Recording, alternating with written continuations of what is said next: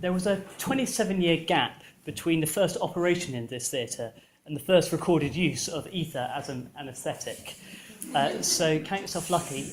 Maximum, this will only be 5 minutes of pain.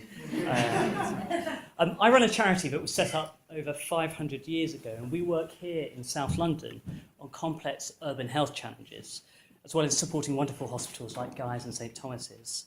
And one of our early benefactors asked us to cure the incurable health challenges of the time, and that still motivates us today. I was told an uplifting story the other day that made me reflect about the conversations we have, or perhaps more accurately, the conversations we don't have, and what this might mean for our health. And the story was about a lady, not originally from the UK. She was coming on her own almost every other day to her local GP in South London, invariably without an appointment. And apparently every time she left the GP, she would go sit on a bench opposite the surgery, sometimes for quite a while, just there on her own. And one day, a receptionist asked a practice manager if she could go out and sit with the lady. They had a long chat, going well over the receptionist's lunch hour.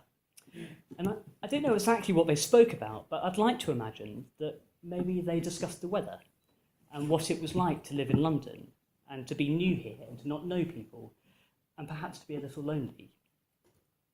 Whatever it was, the conversation must have been some kind of wonder drug.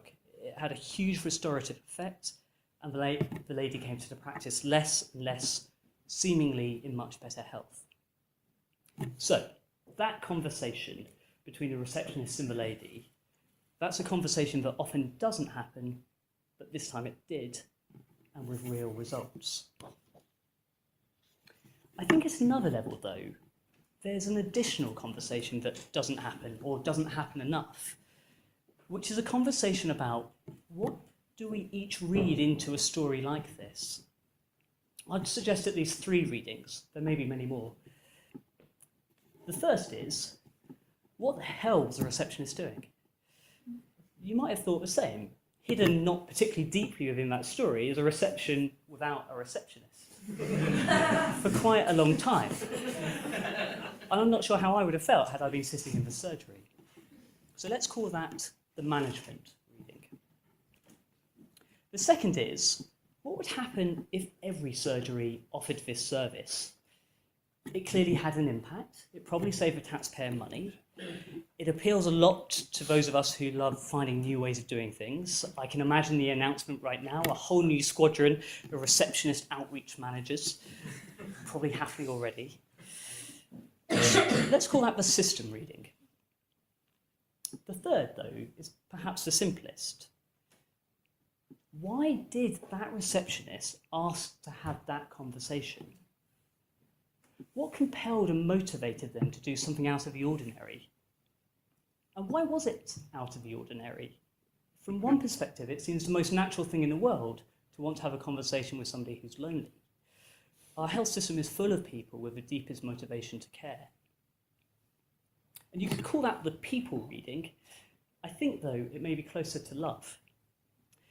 The point being this: in all the discussions around the future of health and care, we rarely say which conversation we're having.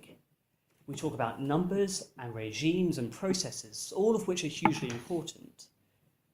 But how often do we reflect on which conversation we find ourselves in? And more than that, how often do we try and change that conversation and say which one we really want to have? The stories we tell ourselves indelibly create the futures we see. So what world are we seeking to create? Is it management? Is it system? Or is it love?